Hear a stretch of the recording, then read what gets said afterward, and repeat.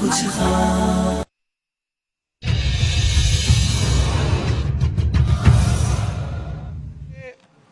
1958 سے شروع ہوتی ہے. میں آپ کو ذرا یاد دہانی کراتا جاؤں. 1958 میں پہلا پروگرام آیا, پھر 1965 میں, 1968 میں, پھر 1972 میں. ذرا یاد کرتے جائیں کہ کس کس کی حکومت تھی. پھر 1974 میں, پھر 1977 میں, پھر 80 اور 81 میں, پھر 1988 کے آخر میں دسمبر میں ایک پروگرام آیا, پھر 1993 میں ایک پروگرام آیا, پھر 1994 میں ایک پروگرام آیا, پھر 1995 میں پروگرام آیا, پھر 1997 میں آیا, پھر 2000 اور 2001 کے بعد 6-7 سال کی سٹیبلٹی رہی. لیکن 2008 میں پھر ایک پروگرام آیا, 2013 میں پھر ایک پروگرام آیا, اور آج اس چیز کی ضرورت پڑی کہ جب یہ پاکستان تحریک انصاف کی حکومت ہو تو پھر اسے IMF کے پاس جانا پڑے. آپ نے مفتاح اسماعیل کا ویڈیو کلپ دیکھ لیا, اور وہ خود یہ بات ایڈمٹ کر رہے تھے کہ یہ ٹائٹینک بن چکا ہے اور اس کا رخ موڑنا بہت مشکل ہے. اور آج پاکستانی قوم یہ دیکھ رہی ہے کہ وزیراعظم عمران خان کی قیادت میں نہ صرف اس شپ کا رخ موڑا گیا بلکہ اس کو اس حادثے سے بچایا گیا اور معیشت کو صحیح ٹریک پہ کھڑا کیا گیا.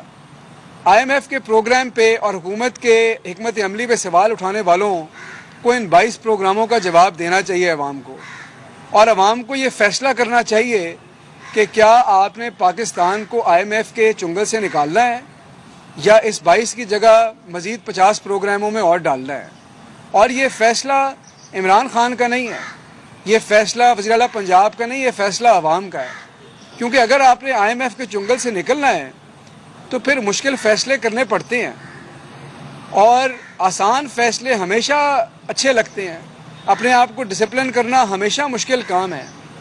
تو ایک طرف آپ کے وہ سیاسی شعبدہ باز ہیں جو آپ کو یہ کہتے ہیں کہ ہماری پالیسیاں اچھی تھیں جب ہم دھڑا دھڑ قرضے لیتے تھے, اور جب ہم فضول خرچیاں کرتے تھے, جب ہم کرپشن کرتے تھے, کیونکہ قرضے کی تو کوئی کمی نہیں, آپ قرضہ لیتے جائیں. اور آج وہ حکومت ہے جو آپ کو قرضوں سے واپس کھینچ رہی ہے, خود انحصاری کی بات کر رہی ہے, آپ کے ریونیو بڑھانے کی بات کر رہی ہے.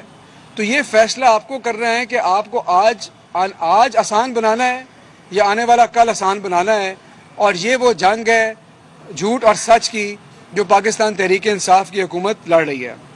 میں آپ کو ایک بات بتاتا جاؤں, اور یہ بات آپ ریکارڈ رکھ لیں کہ معیشت پہ سوال کرنے والے ایک مہنگائی کے اوپر جو کہ ایک عالمی کرائسس کی وجہ سے آئی ہے شور و غل مچا رہے ہیں, لیکن میں ان کے ریکارڈ کی تصحیح کرنا چاہتا ہوں کہ 2018 میں جب پاکستان مسلم لیگ نون کی حکومت گئی تو آپ کے جو ریونیوز تھے فیڈرل بورڈ آف ریونیو کے وہ 3800 ارب پہ تھے پورے سال کے. آج 6 مہینے کا جو ریونیو ہے وہ 3000 ارب ہے. ہم 6000 ارب انشاءاللہ اس سال ٹچ کریں گے. کہاں 3800 اور کہاں 6000 ارب.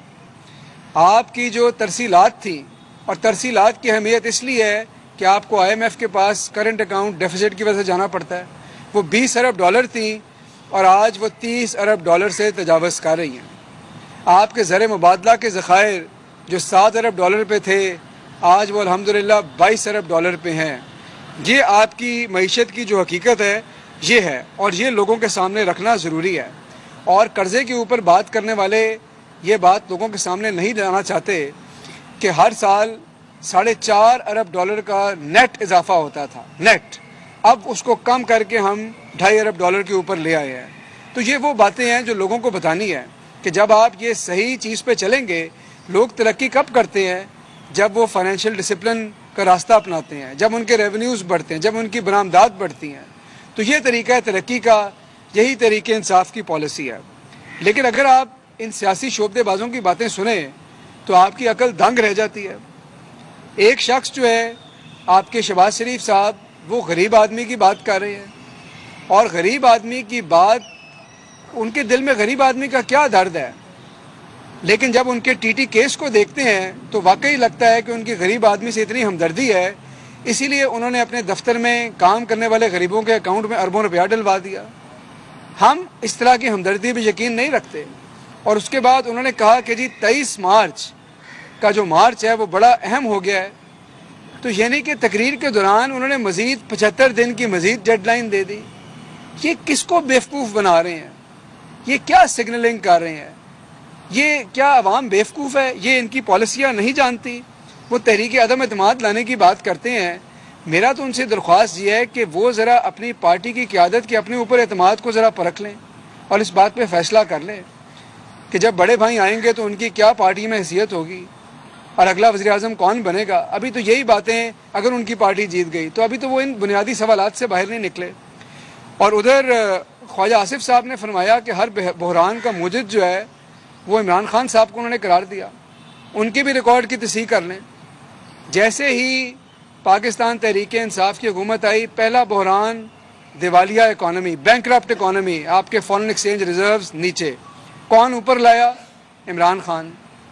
دوسرا بحران دنیا میں کرونا آ گیا. کون پاکستان کو اس بحران سے باہر لایا اور پاکستان کی جو صلاحیتیں اس کو پوری دنیا میں مانا گیا؟ وزیر اعظم عمران خان. پھر آپ کا بحران آیا FATF، کیونکہ بلیک لسٹنگ کی دھمکیاں اور خطرہ، کیونکہ پچھلی حکومتوں نے جو منی لانڈرنگ کی وہ آج ہمارے سر پہ آ کر کھڑی ہو گئی. کس نے اس بحران سے نکالا؟ وزیر اعظم عمران خان. بارڈر کے ساتھ آپ کے افغانستان کا کرائسس شروع ہو گیا. کس نے پوری دنیا کو وہاں پہ اکٹھا کیا اور سب سے بات چیت کی؟ وزیر اعظم عمران خان. لاہور میں ترجمان پنجاب حکومت حسان خبر میڈیا سے گفتگو کر رہے ہیں اور ان کا کہنا تھا کہ فیصلہ عوام کا ہے کہ IMF کے چنگل سے نکلنا ہے یا نہیں. IMF کے چنگل سے نکلنے کے لیے مشکل فیصلے کرنے پڑتے ہیں.